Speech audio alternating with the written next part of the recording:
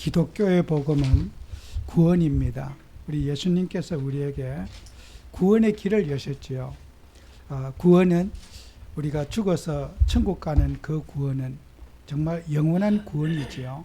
그러나 우리가 이 세상 살면서도 우리는 죄에 대해서 또 이 세상의 모든 갈등과 문제, 억압으로부터 우리가 구원받아야 되겠지요. 그래서 우리 복음 가진 하나님의 자녀들은, 기독교인들은 죄사함 받은 사람들이죠.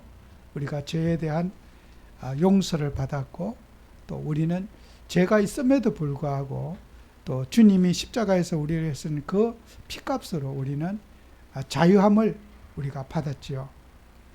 그런 우리가 죄에 대한 용서를 받은 우리는 또 우리의 인간관계, 또 사회 모든 사람들의 죄에 대해서도 용서하는 사람이 또 되어야 되는 거죠. 그래서 용서받은 자가 용서해 주는 것이 주님의 뜻이죠. 그래서 예수님께서 우리에게 용서에 대한 의무를 주셨어요. 용서는 해도 되고 안 해도 되는 것이 아니라 용서는 의무다는 거예요. 이 말씀을 저와 여러분이 오늘 이 시간에 우리가 말씀을 통해서 한번 조명해 봐야겠습니다. 용서는 우리가 해도 되고 안 해도 되는 것이 아니라 반드시 용서는 해야 된다. 이것은 주님의 명령이고 사명입니다. 그래서 우리는 사람들에게 여러분이 상처를 입었거나 또 우리가 많은 어떤 인간관계 피해를 입은 사람 용서해 주고 싶지 않습니다. 그리고 용서할 마음이 없습니다. 그래도 주님께서 우리에게 용서하라고 했기 때문에 용서해야 되는 것입니다. 용서하려고 노력해야 되고 용서는 의무지 선택이 아니에요. 해도 되고 안 해도 되는 것이 아니라 하나님 자녀들은 반드시 용서의 신앙을 가지고 항상 용서를 향해서 살아가야 되는 거죠. 그래서 예수님께서 마태복음 18장 21절부터 35절 마지막 절까지 예수님이 비유로 우리에게 말씀하셨어요. 베드로가 예수님께 질문을 하는 거예요. 제자들도 살아가면서 또 예수님을 믿으면서도 사람들이 무례하게 대하고 힘들게 하는 많은 부분들이 있었어요. 그리고 또 상처가 있고 핍박이 있고 어려움이 있어요. 그래서 예수님께 베드로가 질문을 했어요. 예수님, 사람에게 죄를 지으면, 사람이 우리에게 나쁜 일을 하고 죄를 지으면 몇 번을 용서해 줘야 됩니까? 하고 물어봤어요. 그래서 예수님 베드로가 먼저 제안을 합니다.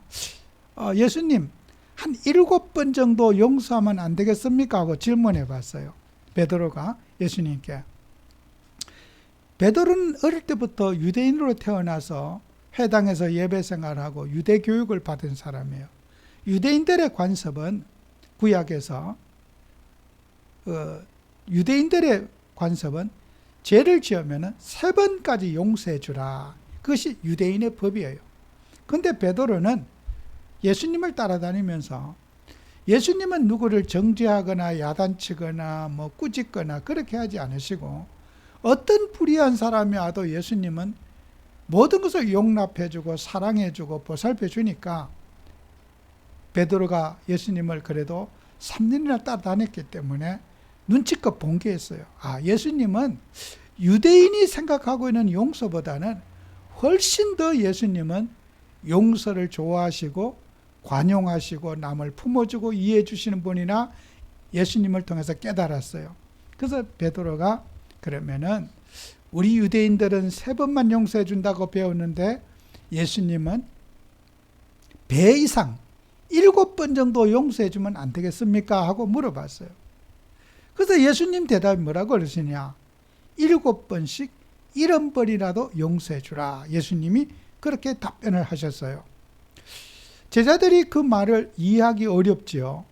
어떻게 모든 잘못한 사람, 상처를 입은 사람을 무조건 묻지도 따지도 않고 다 용서해 주고 화해하라고 하는 그 말이 이 베드로 입장에서는 예수님 말씀이 제자들은 이해가 되지 않는 거예요.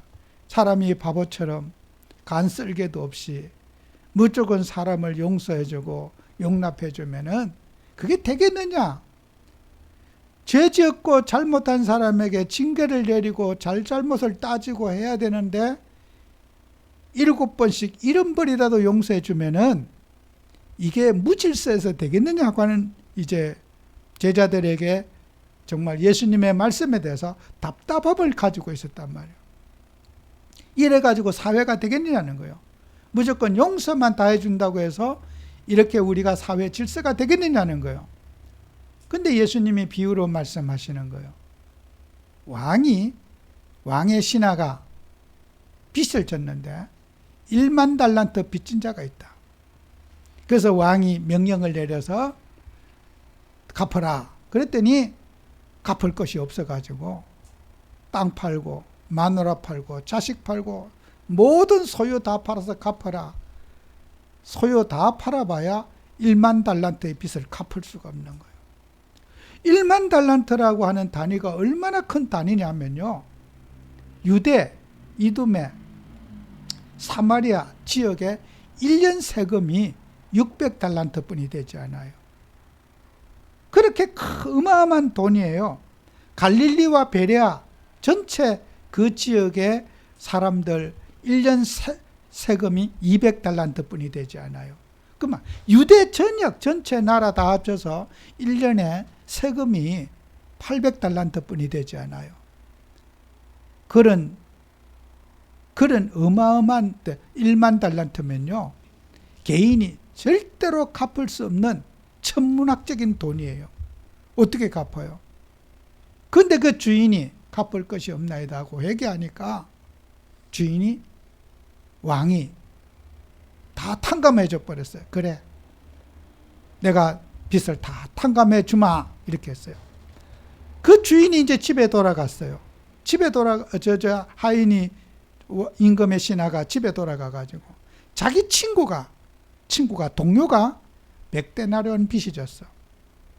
그때 잡아가지고 빚 갚아라. 다 팔아서 갚아라. 100데나리온이란 돈은 우리 돈으로 말하면 한 20달러 정도뿐이 되지 않는데요.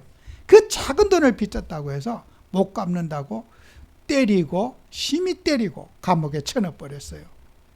그랬더니 그 소식을 임금이 듣고는 다시 불렀어. 이 악한 놈아. 응? 어째서 너는 1만 달란트 탕감을 받고 100데나리온 빚진 네 친구 하나에 또 탕감 못 해주느냐. 하늘에 계신 아버지도 이렇게 내가 용서해 준 것처럼 너희도 용서하지 않으면 너는 사함을 못 받는다. 그리고 그 탕감 받은 자를 감옥에다 넣어버렸어요. 왕이. 여러분, 우리가 이것을 무슨 말입니까? 용서의 신앙을 말하는 거예요. 예수님은 우리의 죄를 위해서 갚을 수 없는 모든 죄를 다 용서해 주시고 예수님은 다 끝내주셨는데 우리는 인간관계의 작은 일들 속에서 용서를 못해서 섭섭해하고 힘들어하고 서로 분노와 분쟁에 살아가는 우리 인간사에 예수님의 말씀은 이것은 어떤 해머로 치는 것처럼 우리가 말씀이 옳지만은 우리가 받아들이기에는 늘 기도하면서 우리가 용서의 신앙을 가지려고 노력하고 애쓰고 힘을 다해야 된다고 하는 뜻이 아니겠습니까? 용서가 그렇게 쉽게 되겠습니까? 내가 어려움을 당하고 힘든 일을 당했는데 저 사람을 용서해야 된다. 쉽지 않은 일일 겁니다. 우리 기독교의 복음은 용서의 신앙이다.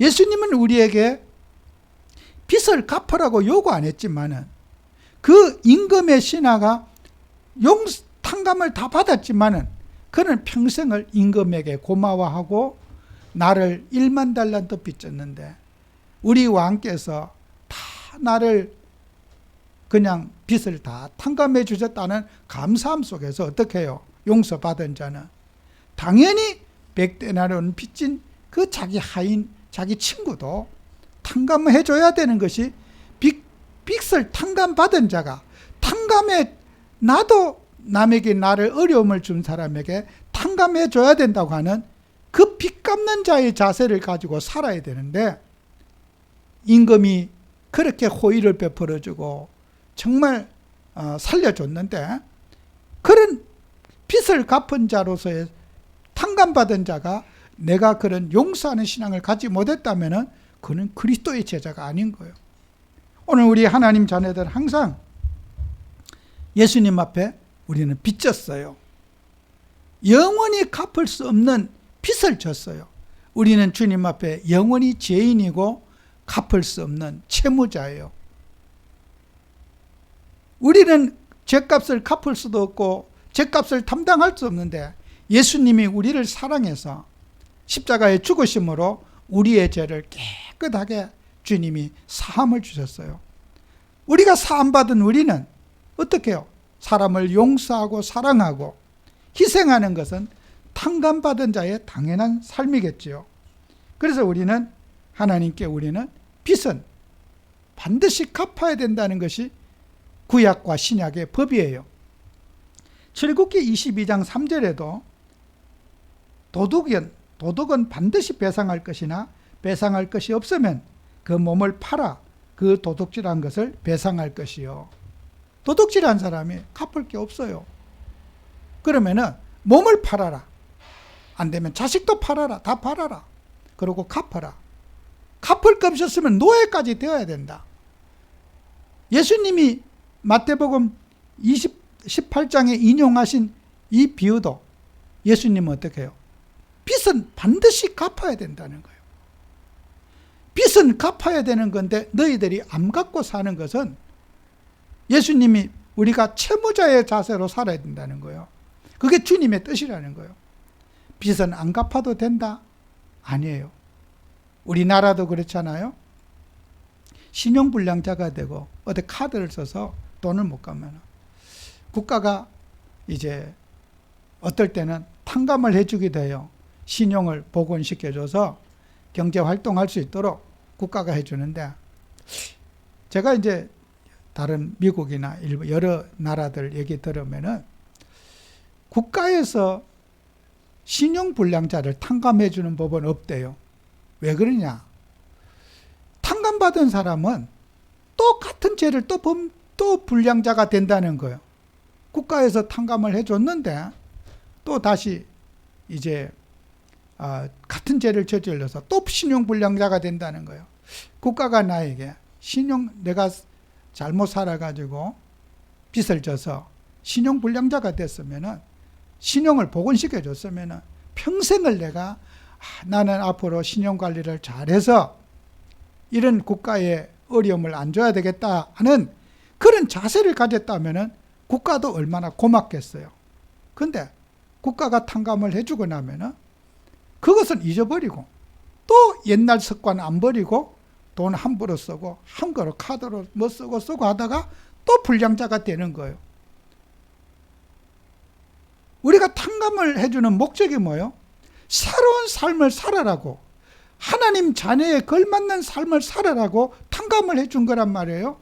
아무렇게나 살아라고 탕감해 준 것이 아니라 하나님 자녀로서의 삶을 살아라고 우리 주님께서 우리에게 탕감을 해 주신 거란 말이에요. 그래서 우리는 하나님 자녀가 일을 하면서 탕감받은 자는 늘 우리 주님 앞에 빚을 갚으려고 하는 노력이 있어야 된다. 그리고 우리는 성경 말씀에 용서라는 말을 성경 말씀을 통해 잘 이해를 해야 됩니다. 우리가 오늘 에베소 4장 32절에도 서로 친절하게 하며 불쌍히 여기며 서로 용서하기를 하나님이 그리스도 안에서 너희를 용서하신 같이 하라 그랬어요. 구약과 신약에서 용서라고 하는 단어가 수십 번 사용하는 용도가 다 다르게 있어요.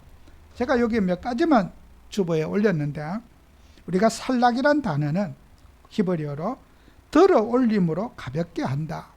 우리가 사람들의 무거운 짐, 억압된 마음을 가볍게 해주는 그런 것이 용서다. 나사라는 것은 들어 올림으로 치워버린다.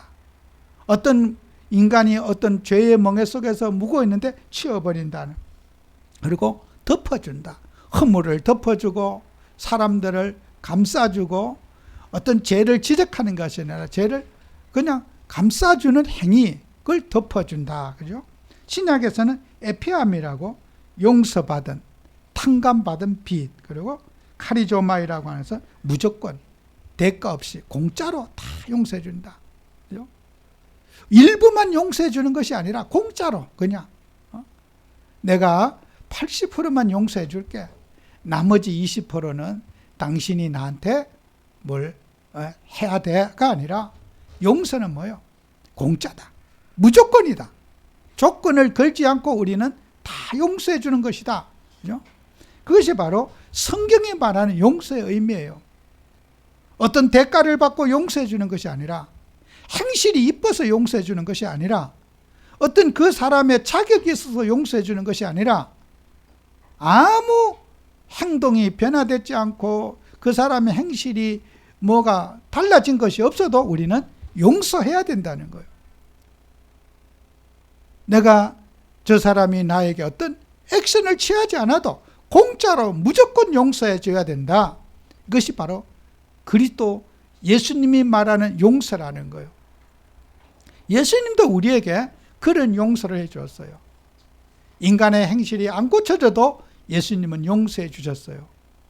인간이 못된 생각을 가져도 예수님은 용서해 주셨어요. 공짜로 무조건 용서해 주셨어요. 오늘 우리 기독교인의 용서는 무조건이어야 된다. 행실이 어떠하다 할지라도 용서의 신앙을 가져야 된다는 거예요. 그게 바로 성경이 말하는, 우리 예수님이 말하는 용서의 신앙이라. 꼭 우리는 이것을 기억해야 됩니다. 그리고 우리가 마지막으로 용서는 죄사함의 의미를 가지고 있어요. 여러분, 우리는 세상에는 모든 죄들이 많아요. 알고 지은 죄, 모르고 지은 죄. 여러분이 알지 못하는 죄가 더 많아요. 나는 내 딴에는 잘한다고 잘했는데, 아무 의식 없이 했는데 그게 죄가 되는 거예요. 여러분, 북한에 태어나서 공산주의 치하에 살면서 공산당원이 되고 태어나 보니까 백성들에게 지도자가 되어 있는데 눈 떠보니까 그들이 죄라는 거 알겠습니까? 몰라요. 그들은 북한에 태어났다는 이유만 가지고도 자기들이 모르는 죄를 저지르고 있어요. 그죠? 우리는 많은 사람들이 죄가 죄인 줄도 모르고 죄를 짓고 살아가요. 그래서 죄의 종류는 온갖 종류의 죄가 다 있다. 알고 지은 죄, 모르고 지은 죄.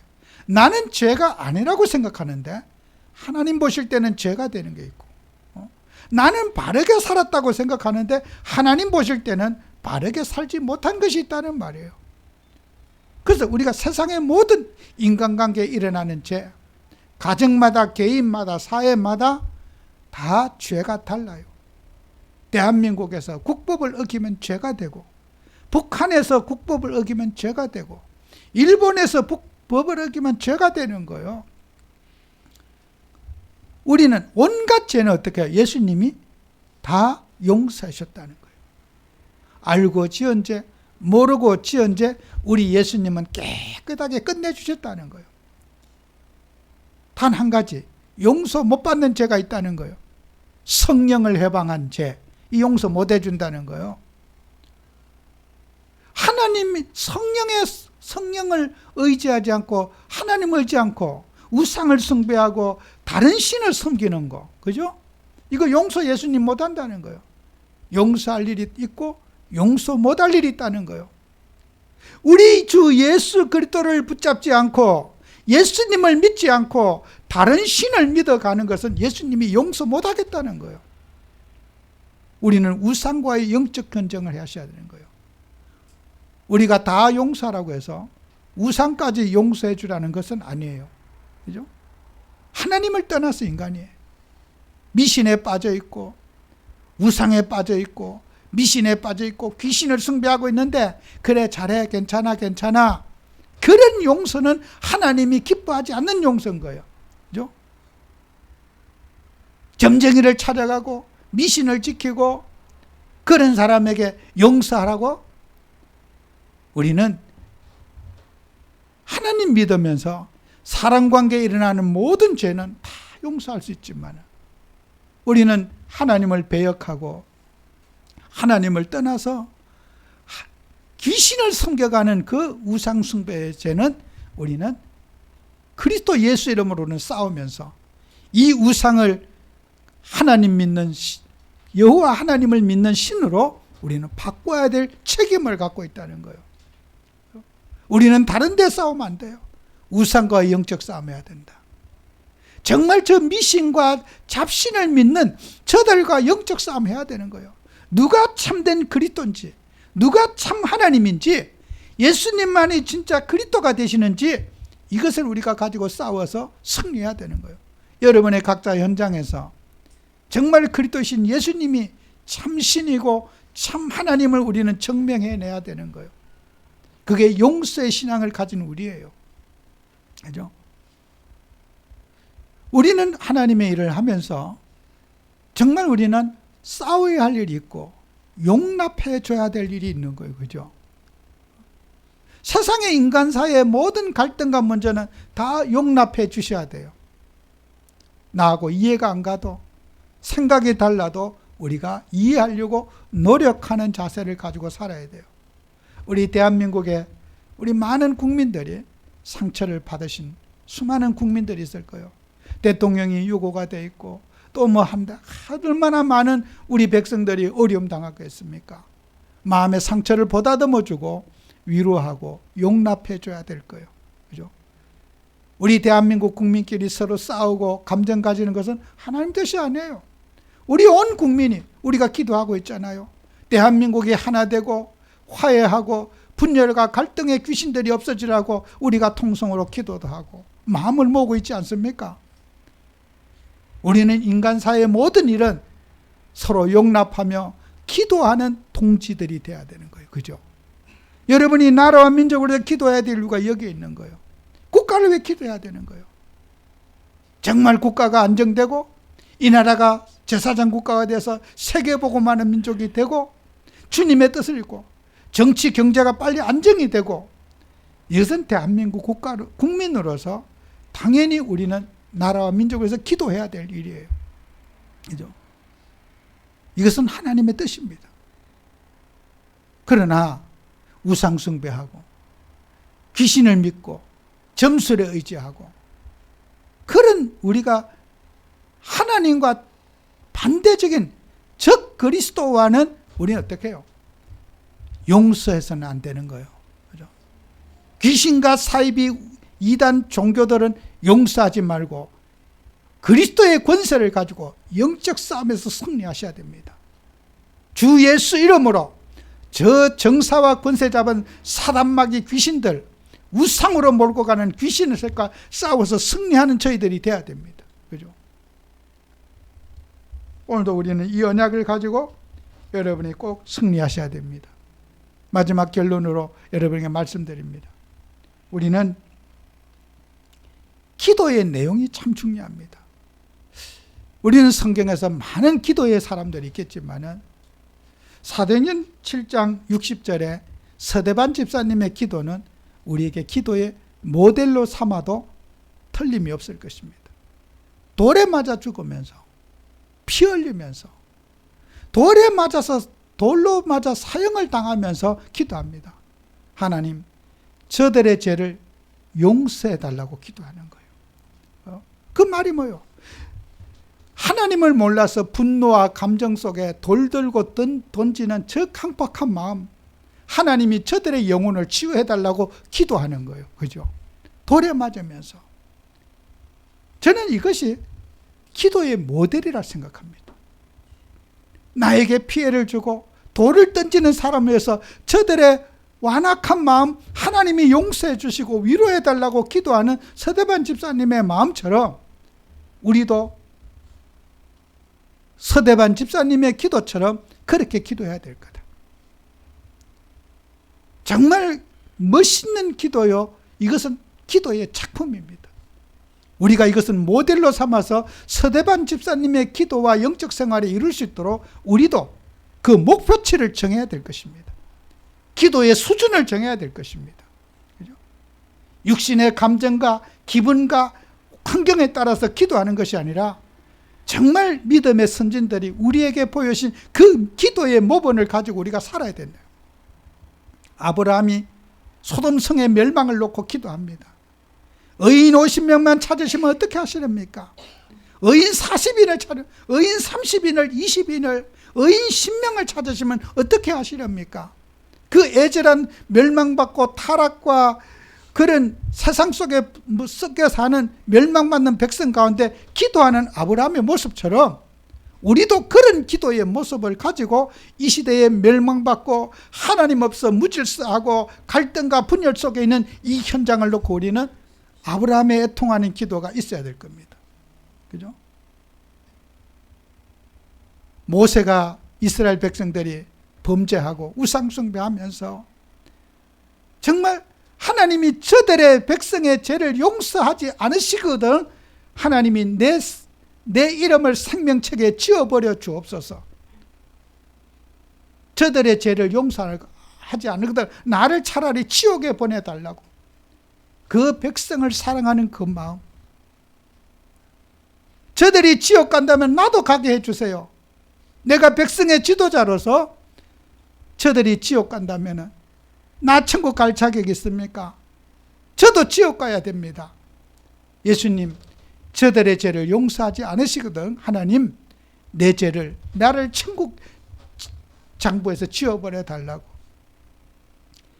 모세가 가진 그 기도의 모습, 아브라함이 가졌던 그 기도의 모습, 서대반 집사님이 가졌던 그 기도의 모습은 우리에게 모델입니다. 그죠? 육신의 감정에서 내 기분이 안 맞으면 저 결박시켜. 내 감정과 기분이 안 맞으면 저건 사탄이야. 그죠? 우리가 그런 인간의 감정을 가지고 분노와 감정에 묶여서 살아가는 우리들, 정말 성경 말씀에 아브라함의 신앙, 모세의 신앙, 서대반의 신앙을 우리가 회복하자. 더 중요한 거는 우리 예수님이 그렇게 기도하셨어요. 누가복음 23장 34절에 누가복음 23장 34절에 예수님께서 그런 기도, 예수께서 저들의 죄를 사하여 주옵소서. 자기들이 하는 것을 알지 못합니다. 예수님이 십자가에 못 박혀 지금 달려가지고 죽어가시면서 예수님의 그 군병들이 예수님의 옷을 다 찢고 채찍을 가하고, 그런데 저들이 알지 못해서 죄를 지으니 저들을 용서해달라고 예수님이 그렇게 기도하셨어요. 예수님이 불쌍하다고 그 누가복음 23장 29절에는 보면은 여인들이 울었다고 그랬어요. 불쌍한 예수 울구나. 예루살렘의 딸들아 울지 말아라. 나를 위해서 울고 너 자신과 너희 딸 자녀들을 위해서 울어라. 나 불쌍히 여기지 말고 나 안타깝다고 하지 말고 너희 자녀들이 어려움 당하지 않도록 기도하고 너 자신을 위해서 기도해라. 예루살렘 딸들아 눈물을 쓸데없이 흘리지 말아라. 너희들이 가지고 있는 현장, 너희가 있는 후손들을 위해서 그리스도 예수의 정신이 들어가도록 너희들이 기도해라. 오늘 우리 교회가 반드시 회복하고, 이 땅에 지금 많은 기독교인이 있고 하나님 믿는 사람이 있지만은 정말 예수님이 원하는 기도, 예수님이 원하는 그리스도 예수의 마음, 지금 사라지고 소멸되어 가는 시대에 있어요. 지금 전 세계 기독교는 위기에 있어요. 교회는 예수님이 강조되지 않는 거예요. 예수님의 뜻이 강조되지 않고 사람의 생각만 난무하는 것이 교회의 현실입니다. 그죠? 우리 교회가 어떤 교회가 되어야 됐습니까? 예수님의 마음에 합한 교회, 예수님이 기뻐하는 교회, 예수님이 인정하는 교회가 되도록 우리는 교회를 다시 세워야 될 것입니다. 사람들이 생각하는 교회가 아닌 우리 주님이 기뻐하는 교회가 되도록, 주님의 마음을 담고 그리스도 예수를 실현해 나가는 우리 교회가 되도록 여러분이 꼭 기도해 주시기를 부탁드립니다. 기도하겠습니다. 주님, 정말 주님의 마음을 갖기를 원합니다. 주님의 뜻을 소유하기를 원합니다. 주님이 원하시는 마음 속에, 성령의 감화와 감동 속에 기도하며 이 땅의 그리스도인들을 섬기며 받들 수 있는 주의 교회가 되도록 축복해 주시옵소서. 예수님 이름으로 기도합니다. 아멘.